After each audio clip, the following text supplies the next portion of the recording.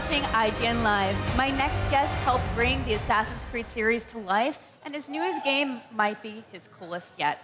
Here to tell me all about 1666 Amsterdam, please welcome Patrice Désilets. Hello! Thank you so much for joining us. I have a lot of questions. I know we were talking backstage. I was like, I mean, witchy game?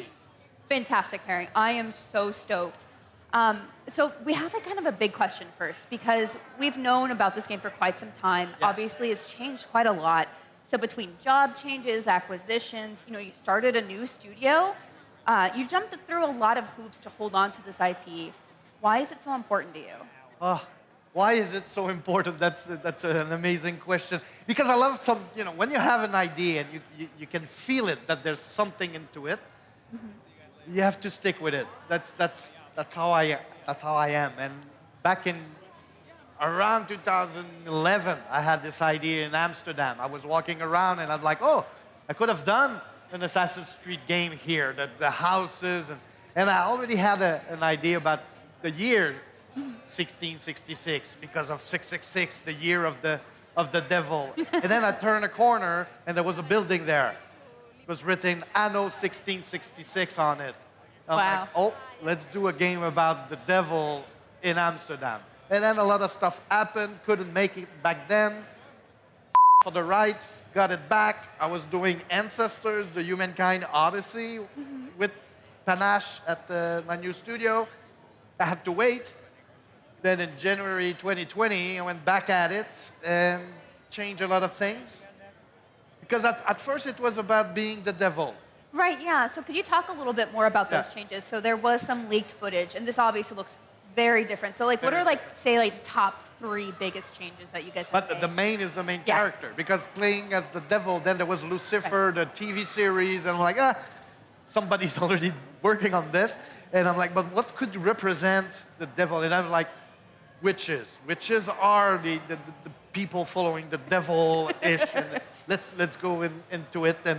And this is how it all started. And I designed it in January 2020. And then something happened that in March we're all stuck. Yeah. A lot of time at home. Yeah. And so it took a little bit longer than anticipated, and now we announced it yesterday, and it's amazing. Okay, yeah. Also, congratulations. That's fantastic. It was such a cool reveal. Let's talk witchcraft. So witchcraft varies so much in practice all around the world, historically and even in modern days. What sort of research did you and your team do into the witchcraft specifically in the Netherlands and the history of it? Because they have their own pretty storied history with their relationship to witchcraft. Yes, so we did some travel. So we went to Amsterdam a couple of times personally. I went with the entire team and making sure that they understood the city, because it's a really particular city where everything is narrow because of the canals on one side, there's the street, and then there's buildings, and I wanted the team to feel that. And then we studied a lot of historical books. You have to understand also, and it's maybe weird, but I'm not into witchcraft personally. And, that's fair. I don't think a ton of people are. But because I'm not, yeah, I felt it was an interesting subject matter to go and dig into it. And so it's a mix of witchcraft stuff and historical. And then there's a big twist, because it takes place in different time period. And this is really what I wanted to talk about deep down, about the duality of stuff in life. So you play in 1666, and you play also in 1999. And it's kind of like a mirror of each other. Yeah, and you still also have a little bit of time in the present day, or at least modern times with Cleo. So where do you take most place here in this game? Like, are you mostly in one or other, or is it like a bouncing back and forth? So that's 5% of the time you're in the present day in a library with Cleo and Professor with Lucas, and they have a discussion, and they're trying to decipher a book and a letter in the prologue. And then, I don't know, let's say 15% of the time you're in 1999, and the rest you're in 1666 as Noah, Brooklyn, the collector. Okay. So let's talk a little bit more about Noah in the gameplay that you have. So it appears to have elements of social stealth, which of course we know from your work on Assassin's Creed. Yeah. You even mentioned it earlier that like this would have been great location for Assassin's Creed. How is the elements of social stealth different in this game in particular? Well, you play as a Zandaris witch during a witch hunt, basically. So yeah, you gotta be, that's like, you have to switch between the civilian and the Zandaris as you wish, as you want, but you'll have consequences on how you actually are in the missions. But that's like post-prologue, by the way, it's coming. It's like, eventually the games will open up, because people who played the prologue, it's like, it ends at the beginning of all of this.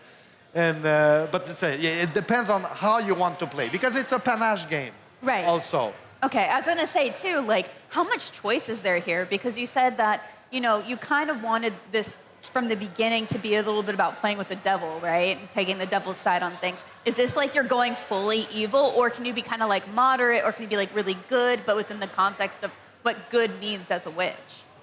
It's really, like I said, because it's a panache game, it becomes your game. You can play with the toy the way you want, and it's like there's consequences to your action in the short term. In the long term, you're playing this witch story that already happened during the 17th century.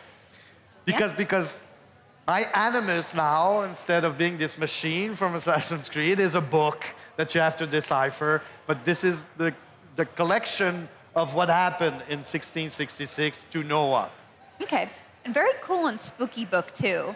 I also have to ask, just from like a production standpoint, kind of taking it a different direction, why do you have early access for this? Like, what's the benefit do you see for this game in particular? The main benefit, and it's always been a vision for Panache, is to do the game with you guys.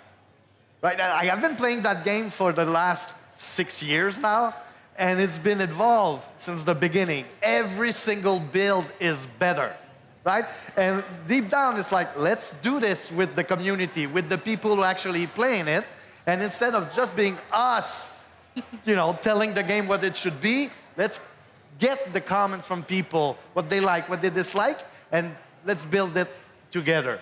Do you panache? Yeah. That's the main idea. Do you and your team at Panache have a target for about like how much is already really set in stone for one bring in early access? Like if you have like a percentage or like kind of vision of how much? I will not tell you the plan. Okay. But there is a plan.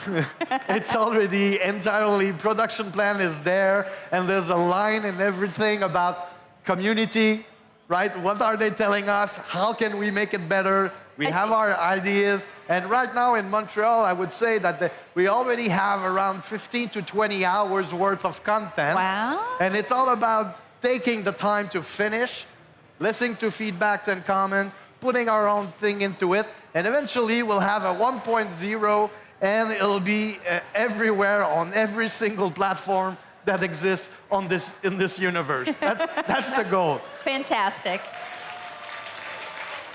I think a lot of times when we see early access games come out, there's always a question of like, how much is going to be there for me to invest my time in? Do I wait? Do I get in now? Of course, if it's like someone like me who's very into Witchcraft, I'm coming in day one. But it is good to hear just how much you guys are planning and like the community feedback aspect that you guys are really interested in as well. And I always believe that, and I'm an old monkey. I'm an old timer. I've been around, and at first I couldn't, right? You finished the game, you would go on vacation, and that was it. Yeah. Now it's all about, I can have the dialogue with the people. And making a game is all about having a dialogue with a player. Yeah, so speaking of that, is there anything else that we haven't talked about today that you want to discuss? One main thing we didn't talk about, and it's really important, is you play as a cat. How could we forget that? The most important thing, frankly. No, but see? You play. Yep. We love cats. We love cats. Give it up for cats. You love cats. It's for you cat lover out there. But it's because, and not only do you play as a cat, is that you play as Noah Brooklyn, the civilian that she has to be, careful about how she is, and then you can be the witch, and then you can be the cat, and you press one button. Wow, So so back and forth. That's the main gameplay, is you play through all those loops. It's not in the prologue yet. Not yet, it's not, because it's the beginning of the actual game. Yep. But as soon as we hit early access, this opens up, and you'll see that those mechanics and how fun it is to go through the missions and through the day of a Zandaris witch in 1666. Yeah, with her cat, who's actually a guy from 1999. Yeah, play the prologue, guys. If you haven't yet, definitely check it out. Well, Patrice, thank you so much. I cannot wait to play 1666 Amsterdam. Thank you. We've got plenty more IGN Live ahead, so stick around. Thank you. Peace out.